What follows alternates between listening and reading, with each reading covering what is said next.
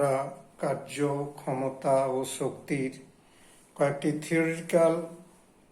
Theoretical মানে তাত্ত্বিক তত্ত্বগত problems মানে সমস্যা আর তার সমাধান করছি। লক্ষ্য করো কয়েকটা প্রশ্ন, যেগুলো খুবই গুরুত্বপূর্ণ আগামী দিনে 11-12 পক্ষে খুবই কাজে লাগবে। তার মধ্যে প্রথমেই যেমন একটা প্রশ্ন রয়েছে, পতনশীল বস্তুর ক্ষেত্রে শক্তির কি পরিবর্তন ঘটে।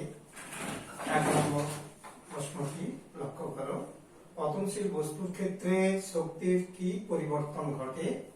না স্থিতি শক্তি থেকে গতি শক্তির রূপান্তর ঘটে। পতনশীল বস্তুর ক্ষেত্রে শক্তির পরিবর্তন হচ্ছে স্থিতি শক্তি গতি শক্তিতে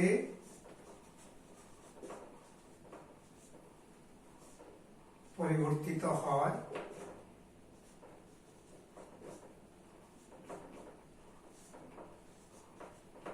এক নম্বর বিষয়টা গেল।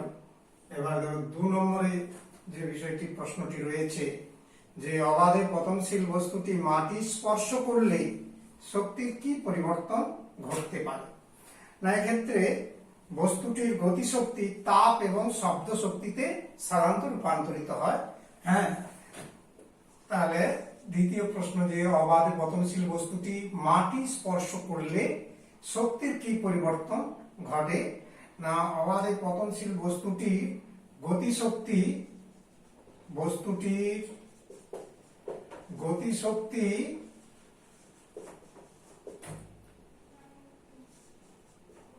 তোমার তাপ শক্তি এবং শব্দ শক্তিতে পরিণত হয়।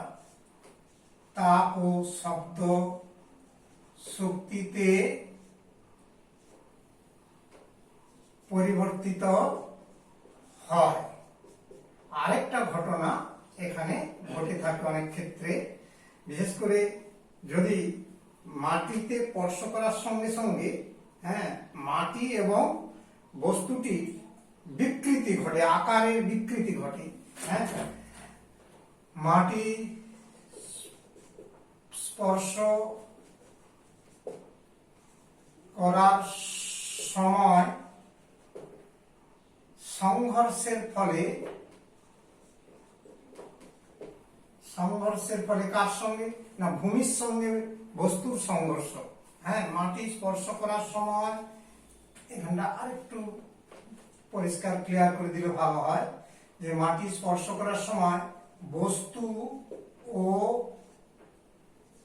ভূমির মধ্যে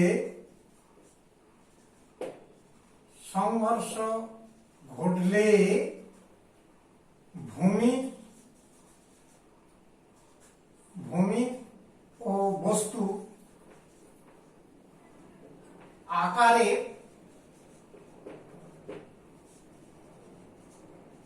বিকৃতি ঘটতে পারে।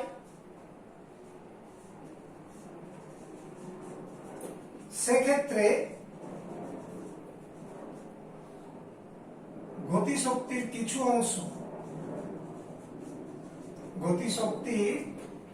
অংশ স্থিতি শক্তিতে রূপান্তরিত হয়। স্থিতি শক্তিতে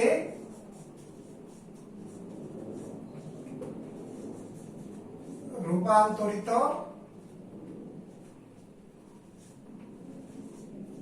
হয়ে থাকে। কেমন? তাহলে দ্বিতীয় পয়েন্টের যে প্রশ্নটা ছিল, অবাধে পতনশীল বস্তুটি মাটি স্পর্শ করলে শক্তির কি পরিবর্তন হয়। না বস্তুটির গতিশক্তি তাপ এবং শব্দ শক্তিতে রূপান্তর হবে। এটা ঘটনা যে কিছুটা তাপ এবং শব্দ দুটো শক্তিতে রূপান্তরিত হয় যখন মাটি স্পর্শ করে। আর মাটি স্পর্শর আগে পর্যন্ত স্থিতিশক্তি গতিশক্তিতে রূপান্তরিত, সেটা 1 নম্বর পয়েন্টের প্রশ্ন ছিল। কিন্তু মাটি স্পর্শ করার পর সাধারণত তাপ এবং শব্দ শক্তিতে পরিবর্তিত হয়। আর মাটি স্পর্শ করার সময় যদি মাটি এবং অর্থাৎ ভূমি এবং বস্তুটা সংঘর্ষের ফলে তাদের আকারের জ্যামিতিক গঠনে বিকৃতি ঘটে, তবে সেক্ষেত্রে কিন্তু আমার কিছু স্থিতিশক্তি সঞ্চিত হয়, অর্থাৎ গতিশক্তির কিছুটা অংশ স্থিতিশক্তিতে রূপান্তরিত হয়। এটা হচ্ছে দ্বিতীয় প্রশ্নের সমাধান করলাম। 3 নম্বর একটি প্রশ্ন দিয়েছি, দেখো একটি হালকা বস্তু আরেকটি ভারী বস্তুর ভরবেগ সমান, বস্তু দুটির মধ্যে কোনটির গতিশক্তি বেশি হবে? তাহলে দেখো একটা হালকা বস্তু এবং একটি ভারী বস্তুর ভরবেগ, দুটোর ভরবেগই সমান ধরে নিয়েছি, এবং এক্ষেত্রে বস্তু দুটির যাদের ভরবেগ সমান, কিন্তু ওই দুটি বস্তুর মধ্যে কোনটির গতিশক্তি সব থেকে বেশি হবে এবং সেটা ব্যাখ্যা করে আমাদের উত্তরটা করতে হবে। তাহলে আমরা এক কাজ করি, এখানে দেখো 3 নম্বরের উত্তরটি আমি লিখছি। ধরিলাম ভারী বস্তুর ভর সমান m এবং বেগ সমান ক্যাপিটাল V, কেমন? এবং হালকা বস্তুর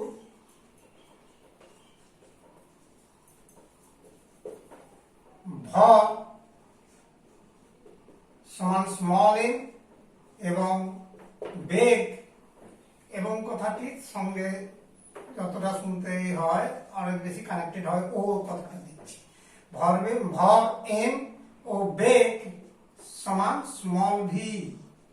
তাহলে আমরা দুটো বস্তুর ভর আর বেগ রাশি দুটো ধরে নিয়েছি। হ্যাঁ, তাহলে প্রশ্নে যেটা বলা আছে কি না, ভরবেগের মানগুলো সমান। তাহলে প্রশ্নানুসারে উভয় বস্তুর ভরবেগ সমান বলা আছে, তাহলে ভর ইনটু বেগ, অর্থাৎ ভারী বস্তুর ভরবেগ ইজিক্যাল টু হালকা বস্তুর ভরবেগ। এই বিষয়টি আমরা শর্ত থেকে পেয়েছি। তাহলে এখান থেকে আরেকটা রাশিমালা পাচ্ছি, দেখো mv by mv equal to কত হচ্ছে 1। তাহলে এটা নাম্বার 1 ইকুয়েশন আমরা করলাম। এবার দেখো হালকা বস্তু আমার হচ্ছে গতিশক্তি কত, হাফ mv স্কয়ার। ভারী বস্তুর গতিশক্তি কত হবে, হাফ mv স্কয়ার। হ্যাঁ, তাহলে আমি পরের রাশিটা লিখছি, দেখো হালকা বস্তু গতিশক্তি বাই ভারী বস্তুর গতিশক্তি সমান, উপরে আছে লবে আছে হালকা বস্তুর গতিশক্তি, that is half mv square by ভারী বস্তু মানে হরে হবে, ভারী বস্তু মানে capital M capital V square, half mv square. এই দুটো রাশি দাঁড়ালো, তাহলে that is equal to half half কেটে যাবে, mv square by mv square. রাশিটা এসে গেল। এটাকে আরো আমরা সলভ করছি, লক্ষ্য করো যে হচ্ছে m দিয়ে গুণ করে আমরা রাশিগুলো কি করছি লক্ষ্য করো, m square v square by m square v square. তার মানে কি রাশি দিয়ে গুণ করলাম না, নিচে ক্যাপিটাল M দিয়ে গুণ করেছি, উপরে স্মল m দিয়ে গুণ করেছি। তাহলে অনুরূপ ভাবে এদের মানগুলো ভাগ করি, ক্যাপিটাল M দিয়ে হ্যাঁ উপরে এসে গেল, স্মল m নিচে দিলাম। তার মানে পরিষ্কার বুঝতে পারলে যে এখানে m দিয়ে গুণ করেছি বলে m দিয়ে ভাগ করলাম, এখানে হরে m দিয়ে গুণ করেছি মানে হরটাকে ভাগ করলাম m দিয়ে। হরটাকে ভাগ করার অর্থ ক্যাপিটাল Mটা উপরে উঠে যাবে। তাহলে এই রাশিটা দিকে লক্ষ্য করো, that is mv by capital MV whole square into m by small m। আর এটার মান এক নম্বরে কত বেরিয়েছে 1, mv বাই mv। এটা রিভার্সটা করলেও 1 আসবে। তাহলে আমরা এখান থেকে লক্ষ্য করছি, লক্ষ্য করো, that is equal to 1 square into m by m, that is m by M, এখানে আমরা ব্র্যাকেটে বসাচ্ছি 1 নম্বর থেকে পাই এম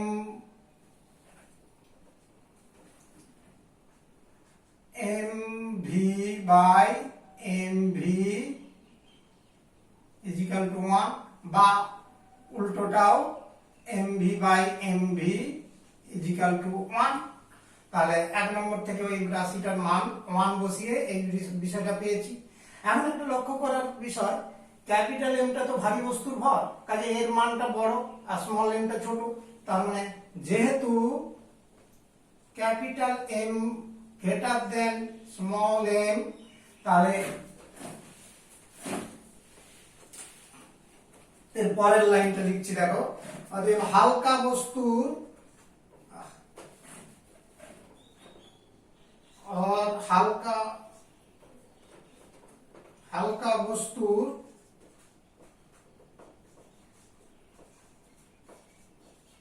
গতিশক্তি বাই ভারী বস্তুর গতিশক্তি এই অনুপাতটা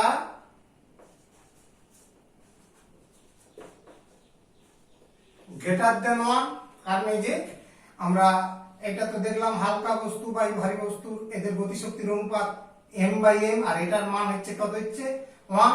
হ্যাঁ, গ্রেটার দেন 1 কেন না, আমার এখান থেকেই তো বুঝতে পারছি যে m by m greater than 1।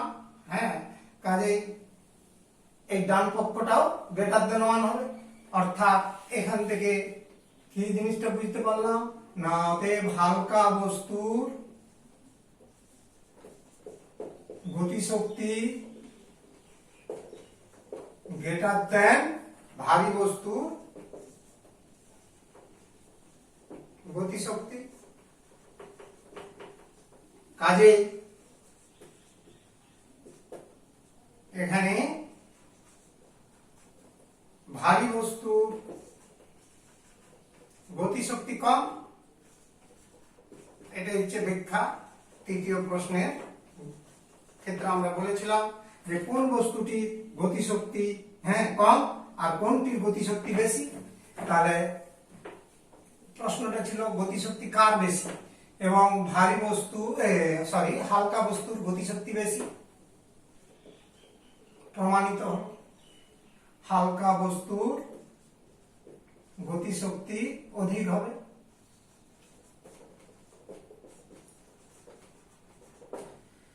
কারণ তাহলে আমার তৃতীয় প্রশ্নের সলভটা আমরা করলাম। চতুর্থ প্রশ্ন একটা দিচ্ছি, দেখো, 1 কিলোওয়াট সমান কত হর্স পাওয়ার। 4 নম্বর একটা প্রবলেম দিচ্ছি।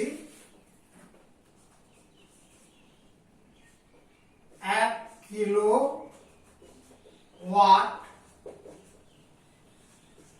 যেটাকে কেডব্লিউ বলতে পারো, সমান কত হর্স পাওয়ার। হর্স পাওয়ার মানে এইচপি সমান কি, অশ্ব ক্ষমতা।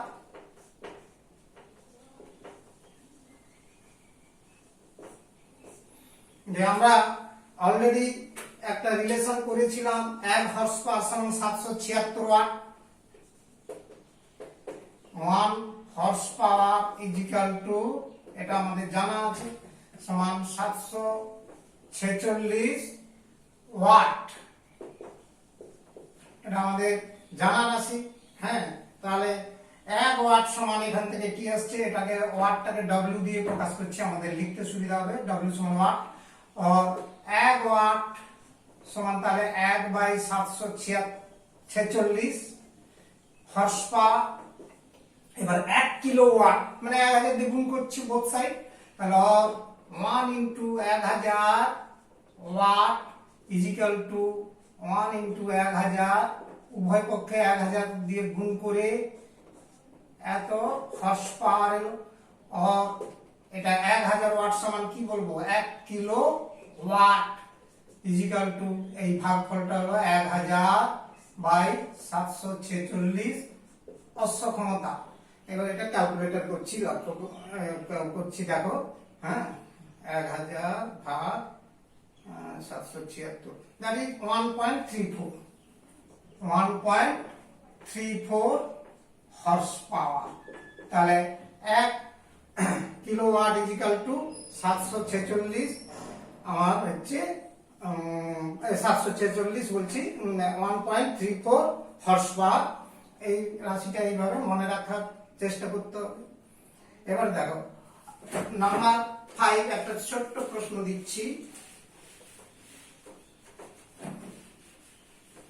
যে অভিকেন্দ্র বল দ্বারা কৃতকার্যের মান কত। নাম্বার 5,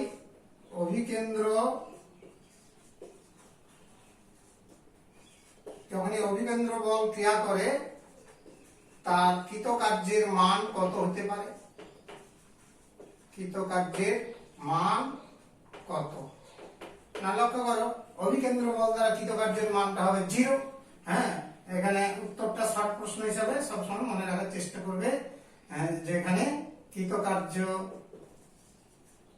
কৃতকার্যের মান 0 হবে অভিকেন্দ্র বল দ্বারা।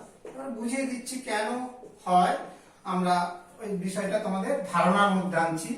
যে যখনই কোনো, সাধারণত আমরা সেই পরমাণু গঠনেও দেখেছি যে মানে নিউক্লিয়াসকে কেন্দ্র করে ইলেকট্রনটি কি করে না বৃত্তাকার পথে আবর্তন করে। সাধারণত অভিকেন্দ্র বল বলতে গেলে এই বরাবর, এইটা হচ্ছে অভিকেন্দ্র বল। আর এই বলটা ক্রিয়া করে, আর এই গতিশীল বস্তুটা কি হয় না ওই বৃত্তের পার্শ্ব বরাবর অভিমুখে গতিটা থাকে। তাহলে এই যে পরস্পর, অর্থাৎ এই অভিমুখে ক্রিয়াশীল তার বেগ, বস্তুকণার বেগটা, গতিবেগটা কোন অভিমুখে আছে? এই অভিমুখে গতির অভিমুখ, তার মানে সরণটা ওই অভিমুখ হবে, দ্যাট ইজ সরণের অভিমুখ।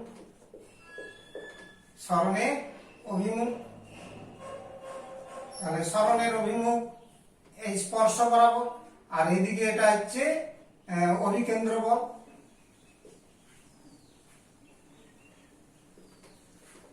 তাহলে এখানে অভিকেন্দ্র বল এবং সরণ পরস্পর কি অবস্থায় রয়েছে? লম্ব অবস্থায় রয়েছে, অর্থাৎ অভিলম্ব তথা 90 ডিগ্রি কোণে অবস্থান করছে এখানে। কাজেই আমরা তো জানি যে কোনো প্রযুক্ত বল আর সরণ যদি পরস্পর 90 ডিগ্রি অবস্থায় থাকে, অর্থাৎ লম্বভাবে ক্রিয়াশীল থাকে, তাহলে হচ্ছে কৃতকার্যের মান কত হবে? 0 হবে। কাজে এক্ষেত্রে এই জন্য কৃতকার্যের মানটা 0 হবে। এটা রিগার্ডিং ব্যাখ্যাটা দিলাম। তাহলে আমরা 5খানা এখানে প্রশ্ন সলভ করলাম। নাম্বার 6 একটা কোশ্চেন দিচ্ছি, দেখো যে নাম্বার 6, m ভরের একটি বস্তু কণার ভরবেগ, m ভরের একটি বস্তুর ভরবেগ p, একটা m ভরের বস্তু কণার ভরবেগ p হলে, ভরবেগটা p হলে উহার গতিশক্তি কত হবে? গতিশক্তি কত হবে? তাহলে m ভরের একটা বস্তু কণা আছে, ভরবেগটা আছে p হলে তার গতি শক্তি কত হবে? আমরা জানি এখানে যে গতি শক্তি যদি E হয়, কোন বস্তু কণার গতি শক্তি যদি ক্যাপিটাল E হয়, তাহলে E ইকুয়াল টু আমরা কি জানি? Half m v square. v সমান ধরে নিলাম v সমান বস্তুর বেগ, v সমান বস্তুর বেগের মান হচ্ছে v দাঁড়ালো। এবার এখানে আমরা যে মানটা পেলাম হাফ m v স্কয়ার, এখানে ভরবেগ, আর ভরবেগ এবং ভরবেগটা ধরে নেই, ভরবেগ ইজিক্যাল টু p বলেই দেওয়া আছে, ইজিক্যাল টু কি হবে? mv। আমরা এই মানটা ধরে নিচ্ছি। তাহলে এখান থেকে দেখো এটাকে একটু সলভ করছি, মানে সাজিয়ে নিচ্ছি। হাফ এম দিয়ে গুণ করছি উপরে, তার মানে M square V square by small M. কেমন? এম দিয়ে লব আর হরকে আমরা ভাগ করে এই ফর্মুলাটায় আনলাম। তার মানে লক্ষ্য করো এম ভি ইজিক্যাল টু তো পি, তাহলে এইটা is equal to half P square by M. তাহলে অর আমরা এখান থেকে যে ফর্মুলাটা পেলাম যে E is equal to P square by twice M. তাহলে অতএব বস্তুটির ভরবেগ ইজিক্যাল টু পি স্কয়ার, ভরবেগ বলছি সরি, গতিশক্তি, ক্যাপিটাল ই সমান তো গতিশক্তি, তাহলে গতিশক্তির মানটা হলো P square by twice M. আচ্ছা, একটা জিনিস দেখো, এখানে একটা বিকল্প প্রশ্ন দিচ্ছি। হ্যাঁ, বিকল্প প্রশ্ন যেটা কিন্তু তোমাদের পরীক্ষায় একটা দিয়েছিলাম, বলবিদ্যায় অর্থাৎ নিউটনের গতিসূত্র পড়ানোর সময় একটা দেখবে পরীক্ষায় প্রশ্ন দিয়েছিলাম, সেই প্রশ্নটাই দিচ্ছি। যে বিকল্প প্রশ্নটা কি না হচ্ছে আমার একটি বস্তুর ভর যদি এম এবং গতিশক্তি যদি ই হয়, একটি বস্তুর ভর স্মল এম এবং গতিশক্তি ক্যাপিটাল ই, হ্যাঁ ক্যাপিটাল ই ধরে নিয়েছি। প্রমাণ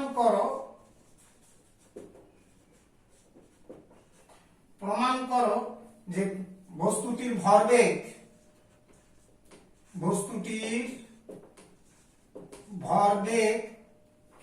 আমি পরের লাইন লিখছিলাম, বস্তুটির ভরবেগ p is equal to square root of twice M E. এটা আমি কিন্তু তোমাদের পরীক্ষায়ও দিয়েছিলাম যে বস্তুটার ভরবেগ p is equal to capital square root of twice M E. আর এখানেই দেখো এই উত্তরটা একই রকম হবে। হ্যাঁ, উত্তরটা এই 6 এরই উত্তর হবে। তার মানে আমি অ্যানসারটা দিয়ে দিচ্ছি। দেখো 6 নম্বর প্রশ্নের উত্তরটাই লক্ষ্য করলে পেয়ে যাবে। তাহলে সেটা কি রকম না, এই যে এখান থেকে হয়ে আছে, তাহলে এখান থেকে আমরা আরেকটা জিনিস লাইনটা বাড়িয়ে দিচ্ছি। তার মানে এটা 7 নম্বর প্রশ্ন বলে দিচ্ছি, 7 নয় বিকল্প প্রশ্ন, 6 এর বিকল্প প্রশ্নের উত্তর। পুরো ব্যাপারটা একই লেখা হবে, লেখা হওয়ার পর শুধু আরেকটি লাইন বাড়িয়ে দিবে। কি না, এখান থেকে p is equal to p square equal to কত হচ্ছে টুয়াইস এম ই, और p is equal to square root of twice M ই।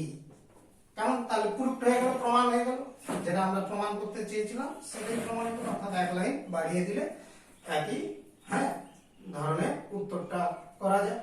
তাহলে দুটো এখানে সেটিং করে দেওয়া হলো। 7 নম্বর আরেকটা কোশ্চেন দিচ্ছি।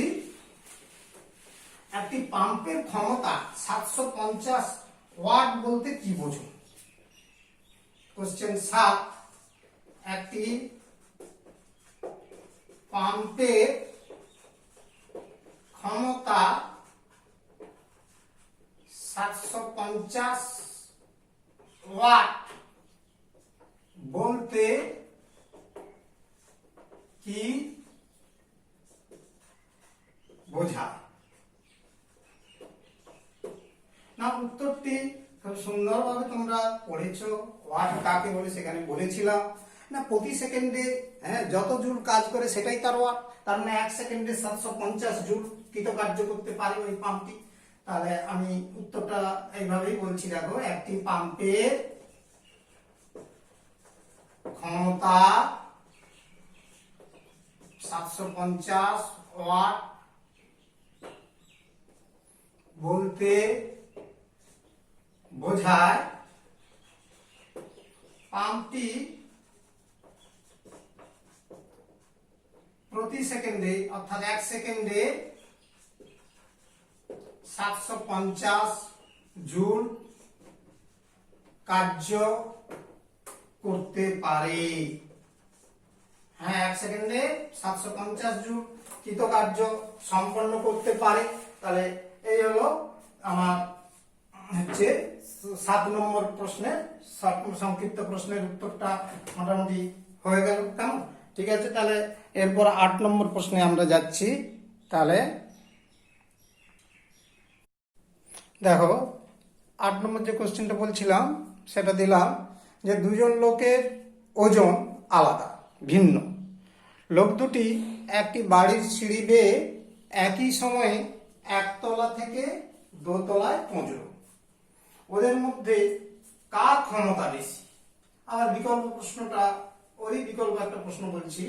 একজন রোগালো এবং একজন মোটালো একই সময়ে একই সিঁড়ি বেয়ে একতলা থেকে দোতলায় উঠলো।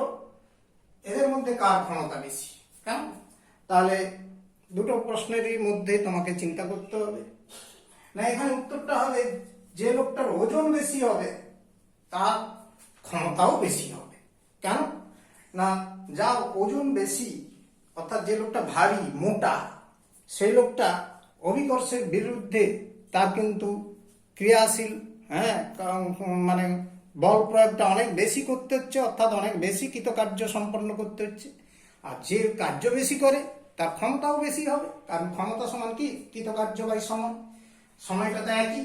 আর তার মানে কৃতকার্য ক্ষমতা পরস্পর সমানুপাতিক হয়, অর্থাৎ কার্য বেশি হলে হ্যাঁ বেশি হবে যদি ক্ষমতা বেশি হয়।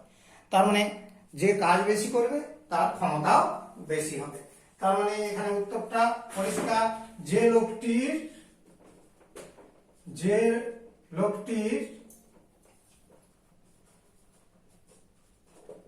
ওজন বেশি তার ক্ষমতাও বেশি হয়। হ্যাঁ, তার ক্ষমতাও বেশি হবে, কারণ হচ্ছে লোক দুটি হ্যাঁ একই সময়ে দোতলায় পৌঁছলেও, কারণ লোক দুটি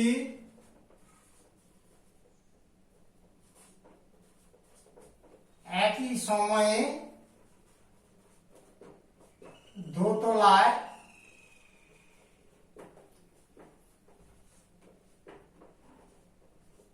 পৌঁছলেও, দুটি লোক একসঙ্গে দোতলায় পৌঁছলেও যা ওজন বেশি তাকে অভিকর্ষ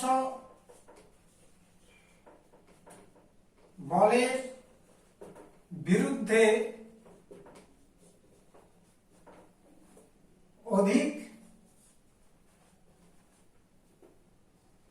অধিকতর কার্য করতে হয়, তাকে অনেক বেশি কাজ করতে হয়।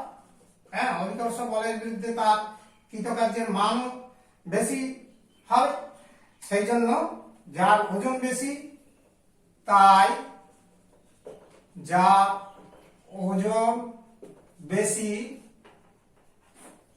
তার হচ্ছে ক্ষমতাও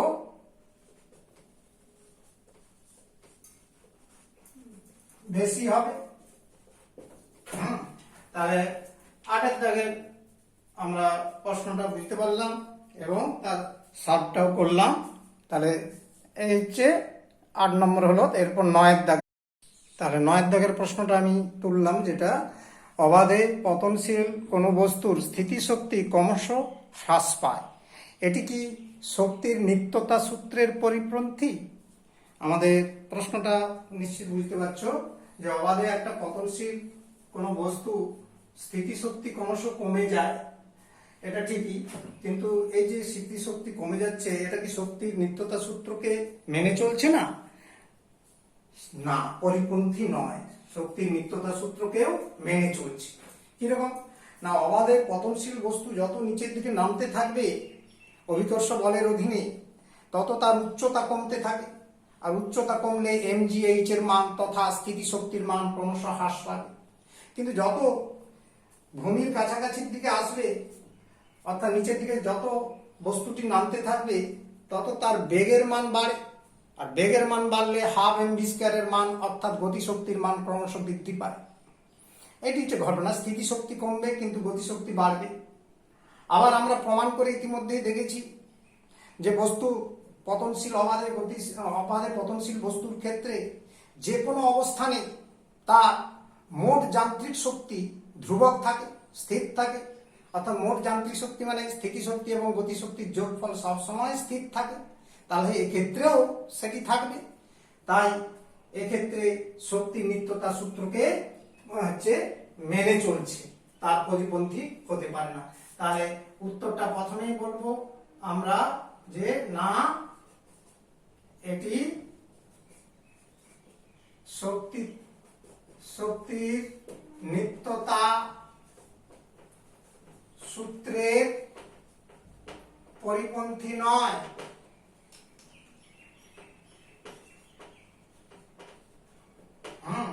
না বলে ফুল স্টপ। অর্থাৎ এটি শক্তির নিত্যতা সূত্রের পরিপন্থী কোনোভাবে হতে পারে না। তার মানে কারণ অবাধে পতনশীল কোন বস্তু অভিকর্ষ বলের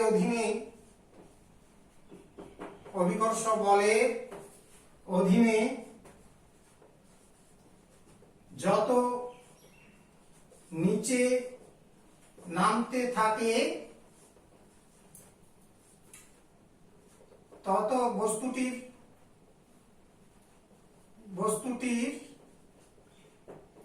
উচ্চতা তত কমতে থাকে। তাই স্থিতিশক্তি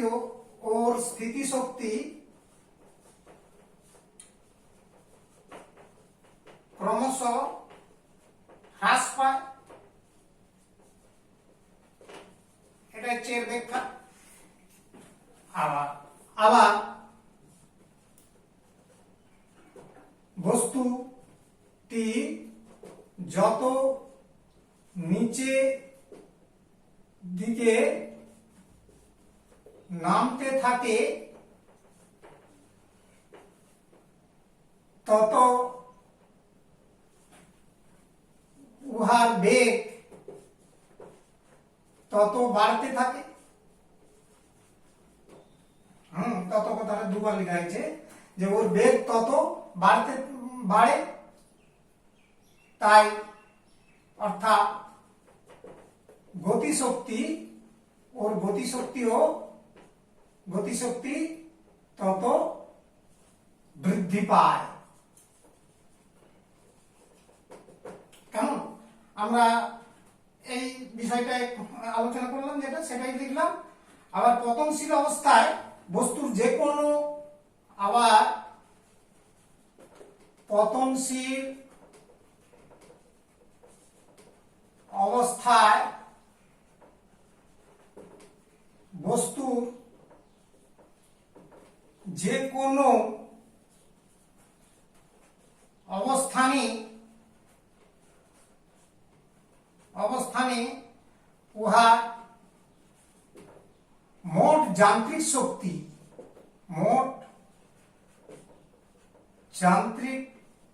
শক্তি তথা স্থিতিশক্তি ও গতিশক্তির সমষ্টি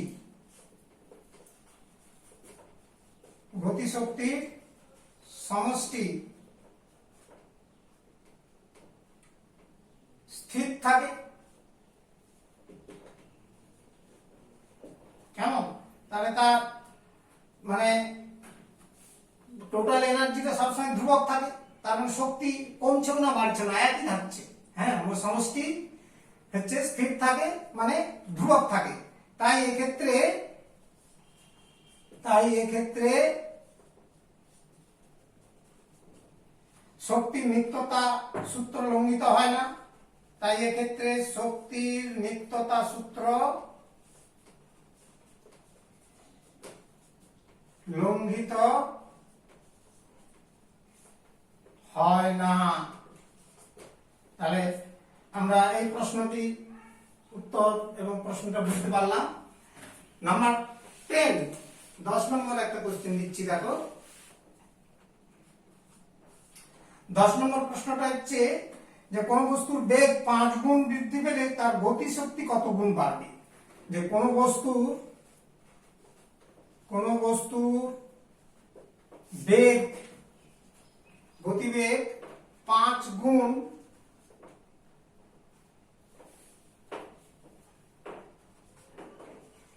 বাড়লে ওর গতিশক্তি কত, হ্যাঁ ওর গতিশক্তি তোমার কত গুণ বাড়তে পারে, বৃদ্ধি পেতে পারে বা বাড়তে পারে, যে কতটা গতিশক্তি ওর মানে বাড়তে পারে। না আমরা এরূপ ক্ষেত্রে দেখো এটা একটা অঙ্কের মতোই কাজ করতে, অঙ্কের মতোই সলভটা করতে হবে, অঙ্ক করে দেখাতে হবে তোমাদের। হ্যাঁ আমরা জানি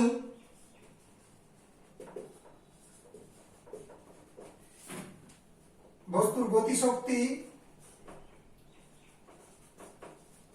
সমান কি half mv square, half mv square, যেখানে m হচ্ছে m সমান ভর, বস্তুর ভর, আর v সমান বস্তুর বেগ। তাহলে এবার যেহেতু বস্তুর ভর m কি স্থির রাশি, বস্তুর ভর একটা কি স্থির রাশি, অতএব কাজেই ই কেটা কি গতিশক্তি, গতিশক্তি ভ্যালাইজেজ ভি স্কয়ার, অর্থাৎ গতিশক্তি বেগের বর্গের সমানুপাতিক। বেগ যত হারে বাড়বে তার বর্গের হারে হ্যাঁ গতিশক্তিও বৃদ্ধি পাবে, এই বিষয়টি। কাজে 5 গুণ গতিশক্তি যদি বাড়ে, বেগ যদি বৃদ্ধি পায় তাহলে গতিশক্তি কত গুণ বাড়বে, 25 গুণ বাড়বে। তাই বস্তুর বেগ 5 গুণ বৃদ্ধি হলে ওর গতিশক্তি 5 স্কয়ার বা 25 গুণ বৃদ্ধি পায় বা বৃদ্ধি পাবে। হ্যাঁ তাহলে এটা হচ্ছে একটা কোশ্চেন হলো, লক্ষ্য করো।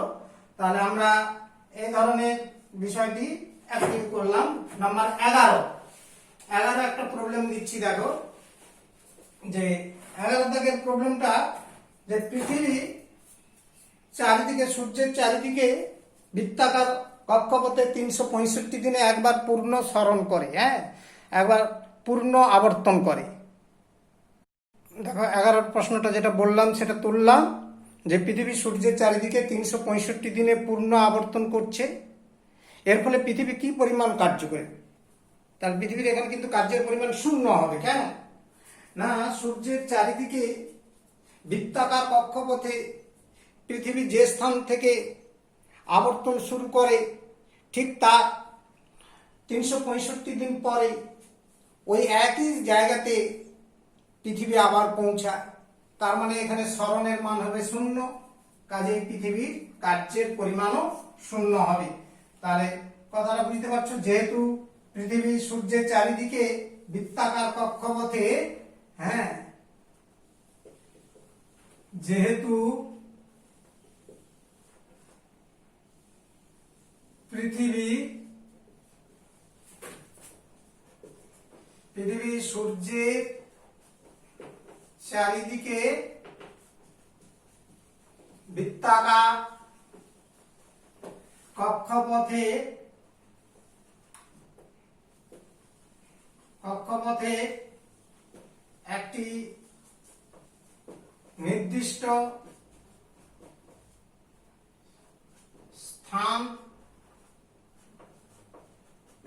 থেকে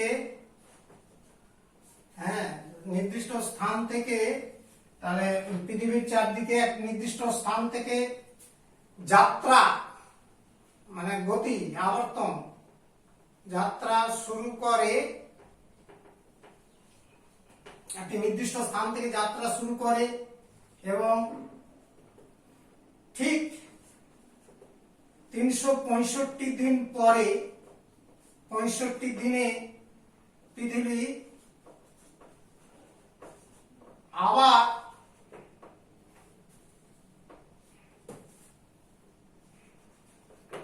ওই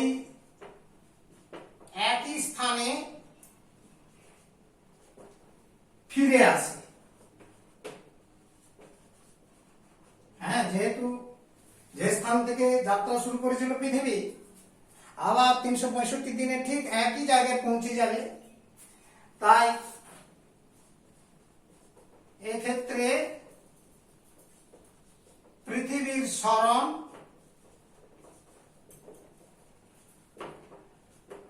শূন্য শূন্য হয়। কাজেই এখানে পৃথিবী কোনো কাজই করছে না, তার মানে কাজের পরিমাণ কত? 0 হবে। পৃথিবীর এখানে কাজের পরিমাণটা শূন্য হয়ে যাবে। নেক্সট হচ্ছে আমরা 12 দাগের প্রশ্নে যাচ্ছি। দেখো, তাহলে 12 প্রশ্নটা তুলছি বলতে এই তুললাম যেটা, একটি ফাঁকা লরি ও একটি জিনিসপত্র বোঝাই লরি একই বেগে অর্থাৎ সমবেগে যাচ্ছে, কোনটির গতিশক্তি বেশি ব্যাখ্যা করে। কেমন এই প্রশ্নটা লক্ষ্য করেছো? একটা ফাঁকা লরি আর একটা জিনিসপত্র বোঝাই লরি একই বেগে সমবেগে যাচ্ছে, কোনটির গতিশক্তি বেশি হবে ব্যাখ্যা দিতে বলছি। আমরা গতিশক্তির ফর্মুলা অলরেডি জানি, equal to half mv square. এমটা বস্তুর ভর অর্থাৎ লরির ভর, আর ভিটা হচ্ছে লরির গতিবেগ। তার লরির গতিবেগ তো একই সমবেগে রয়েছে, তার মানে ওটা স্থির। দুটো লরির ক্ষেত্রে ওই বেগের মানটা স্থির, কিন্তু ভরটা আলাদা। একটা জিনিসপত্র যেটা ভর্তি আছে বোঝাই করা লরিটির ভার অনেক বেশি, আর ফাঁকা লরিটির ভর অনেক কম, কাজে ভরটা পরিবর্তনশীল। কেমন পরিবর্তনশীল? না, এই যে আমাদের ফর্মুলা থেকে আমরা ধরো এখানে লিখলাম যে গতিশক্তি equal to half mv square, অর্থাৎ ই ভ্যারাইজেস এম, তার মানে ভর যত বেশি হবে গতিশক্তি তত বেশি হবে। তাহলে আমাদের এখানে যে প্রশ্ন অনুযায়ী উত্তরটা হবে যে কি, যেহেতু বেগ স্থির থাকলে বস্তুর গতিশক্তি তার ভরের সমানুপাতিক।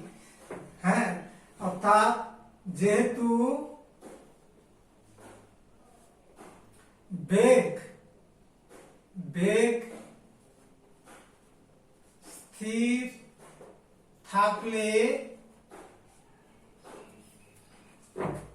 বস্তুর গতিশক্তি তাপ অর্থাৎ বস্তুর বা তাপ ভরের সমানুপাতিক।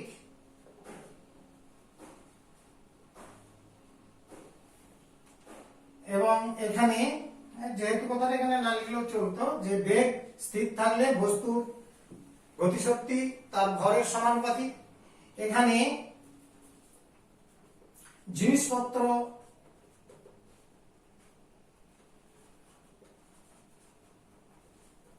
বোঝাই লরিটি ওজন বেশি, ওজন দ্যাট ইজ এম বেশি, তাই এর গতিশক্তিও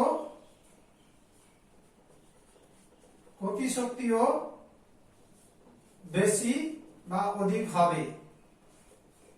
এবারে সিম্পল উত্তর, খুবই সহজ উত্তর, যে কার গতিশক্তি বেশি হবে।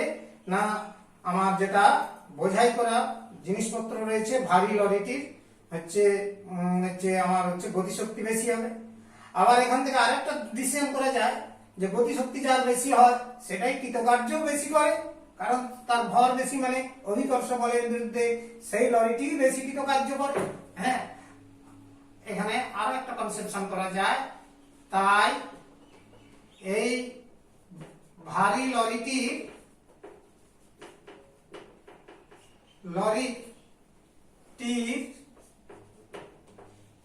কৃতকার্যের